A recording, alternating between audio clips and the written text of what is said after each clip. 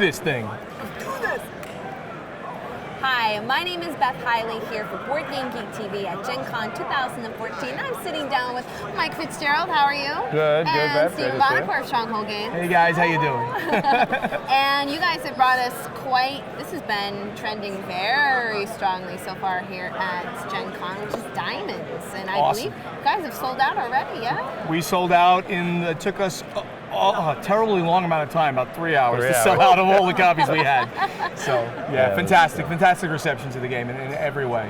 And Mike, you had said when we were asking, like, well, how long should the video be? You told me you could teach the whole thing right here, right now. Oh, it's that easy to learn. Right here, right now. You will see, yes. Let's do this. Let's do it. Okay, this is a very basic trick-taking game as far as the rules go. So if you play whist, that's what this is. So what happens is when a player leads a card, and for those not familiar with trick-taking, you know, when a card is led, every other player must follow suit of that card if they can. So Steve leads a 5 of clubs, I gotta play a club if I have it. If I don't have a club, I can play any other card. After however many, and this plays from 2 to 6, it's a little special rule for 2 that works very nicely. We come all the way around. If this is the highest, which it might not be since it's a 5, but of the suit led. So clubs is the suit of the trick. If he gets the highest, he takes the trick, takes all the cards, and he gets to do an action. Now that's the secret of this game. The game just plays like this for tricks, but it's not about who takes the most tricks. It's not about making a bid of tricks. It's about diamonds. So diamonds, as in the physical element of diamonds. Not so everybody has a vault, like the ones we have in front of us, and this is where you're going to put diamonds behind. And your special location would be to get your diamonds in the vault. There's also a place right in front of your vault called the showroom. So everybody starts with 3 in the showroom. Now the unusual thing about the game. There you go. There you go. You got one too. Each of the 4 suits has an action. The time in the game that the action happens are the following. If you win a trick in a certain suit, you take that action then. So if you win a trick in clubs, you take the club action. If you don't have the suit led and you play any other card, the minute you play that card, you take the action of that suit. Oh, that, okay. That starts to get into a little different thing here. At the end of the whole hand, we count up how many cards we took in our tricks. The person who took the most diamonds will get the diamond action again, hearts, spades, then clubs. If there's a tie, nobody gets it. That's it. That's the game. And so, yes. If you take no tricks, yes. My favorite, if you take Steve's very good at taking no tricks. Okay. You get a double diamond action. We'll talk about but Steve's absolutely right. And it's a big part of the game, taking the double diamond action. So the whole game is one of these 4 actions. You have to know 4 actions, you're good to go. All right, so the 4 are the diamond. We're gonna put this right in here so we can really zoom in. Yeah, there's a little nice hieroglyphic, I was gonna say. It's a little nice cheat sheet of icons and stuff. So they show you here that for the diamonds, this little symbol is the supply, which is in the middle of the table. You take one from there, and you put it all the way into your vault. That's the open vault symbol there. And immediately, that's going to bank you 2 points, because the diamonds that are behind your screen are worth 2 each, and they're safe from being stolen, which we'll talk about in a second. And the ones in front, in what's called the showroom, are going to be worth 1 point, but they're vulnerable to other suit actions, which Mike will tell you in a second. Yeah, absolutely. And at the end of the whole round, you don't score until the end of the whole game. You play so dealers have an even number of deals, because there's another rule I'll talk about with the dealer. So in a 2-player game, it's 4 rounds, 3 players, 6, 4, 4, 5, 5, 6, 6. So you take the diamond and put it in the vault for the diamond action. For the heart action, you also start in the supply, right, in the middle of the table. Here, the big pile. But you put it in front of your vault in the showroom. So the diamond goes here, the heart goes here. Now, I'm thinking, see, because your symbology is very clear, so I'm guessing clubs would be spades would be go from your showroom down into your vault, thus making it from vulnerable to secure. Absolutely. And banking an extra point. That too, yes. And clubs, this little darkened showroom symbol, is from somebody else's showroom. So you take a diamond from somebody else to your showroom. So you're stealing a diamond. Nice little 2-point swing, really, right? An extra point for you, 1 point less for them, but it's vulnerable. And keep in mind that these actions happen when you're roughing a card or discarding a card instantly. So someone leads a trick, leads a card that everybody's out of at the end of a hand, and every other person will get their action for what they discard, and the other guy gets his action for winning the trick.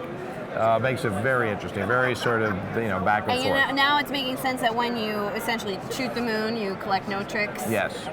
Double diamond action, so rather than taking just one, Take Boom. two then all take the two. way There in. you go. 4 points. You're now an keep- expert at this game. Now keep in mind, during That's my that diploma. during that hand, you might have had lots of actions because you were roughing cards that weren't in the trick led. So the art of this game, if you can, it's who gets the actions, and the actions, the right actions at the right time. Right. Get your heart. Like if you don't have anything in front of here and you get a spade action, you can't put something back there. So you get your heart action first, get one, and then get the spade action to put in. But hope somebody doesn't steal that before you get it in, which happens all the time. Exactly. Sure. So there's a lot of fun in the going back. I'm going to let Steven describe the cards because He knows where I was going I with have this. made card games since 1994. This is my 20th year as a game designer. This is my 68th game. Wow. And that's been published? That should get an Mike's got cred, yo. I got credit in numbers. I've had a few nice things that have happened, he but has. but these cards are the best cards I've ever seen in a game. This production, as I told Steven, for a card game, I have never seen anything like it. The cards shuffle so great, and the look of the cards, and he's going to talk about that because it's unusual what he did with it. Look. So what we did was it capitalized on the whole diamonds idea. Diamonds are a girl's best friend, Art Deco. Yes. If you take a look, hopefully you can see this in the upper camera Yeah. there. Yes. If you take a look, there's an Art Deco styling. If you remember the Great Gatsby, Great Gatsby. and the I've had so many people tell me, "Oh, right out of the Great Gatsby." I told the artist, Bill Bricker, great Yeah. graphic designer and artist. I said I wanted to have that great Gatsby Art Deco 20 styling. So he did that. So it's not only with that, and the camera's not going to be able to pick this up, I don't think, unless there's a real big zoom and maybe you can glisten in the light. This David, we is do have a real big zoom. these cards are printed. I'm going to do them in a square so we can zoom in. These cards are printed with a gold metallic ink on a printing system that is not 4C, it's like called 6C. Gold metallic printing on the front, silver and gold metallics on the back. So, as I always do with my games, it's not just about the gameplay, it has to be about that first. But I also go crazy with the production, with 135 crystals in the game, and we just went crazy with the cards. And Those if are Mike, beautiful, who's designed God knows how many card games. Yeah, Like lots. maybe 68 of those games of the 68 are card games. He's a master of card games. If he's telling me that this is the best production he's ever seen in a card game, I'm very proud that he would say such a thing. So we really went all out. We're having a great reception to the game, as we told you, sold out. The game will be in retail on September 10th. Wednesday, September 10th will be the retail street date for the game. And Last- what it's going to retail for? $24.95. Last rule I mentioned: when you're the dealer, you look at your hand, and you're going to declare 1, 2, or 3. That's the number of cards that will be passed to your left. Everybody will pass to the left, and then the person left the dealer leads.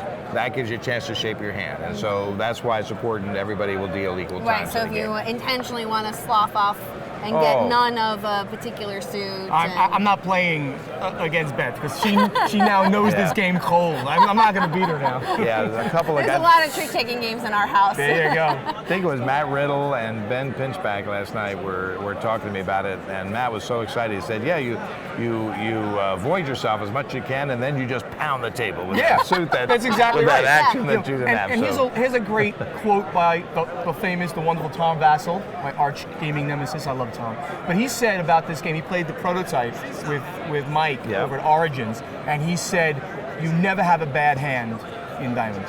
You never have a bad hand because you always have things to do.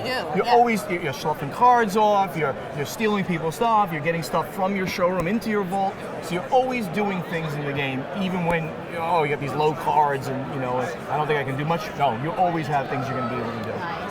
Well, Mike, congratulations on Thank another fantastic. I'm very excited about it. I'm loving the it's performed collaboration well. between you two. That you get the quality game design with the quality game production, thank you. and boom. I I'm not tell you, I surprised you was guys sold so out. pleased to get a game with Stronghold. When you see the stuff they've done from the beginning, you say, "Oh my God, you got to get a game in there," And The we line started is a so new good. line even with this. Pocket The line. pocket line, our new small box line. So you can obviously, I've started it with a phenomenal game designer. We're going to keep this going with some other great small games that you can bring around easily with friends.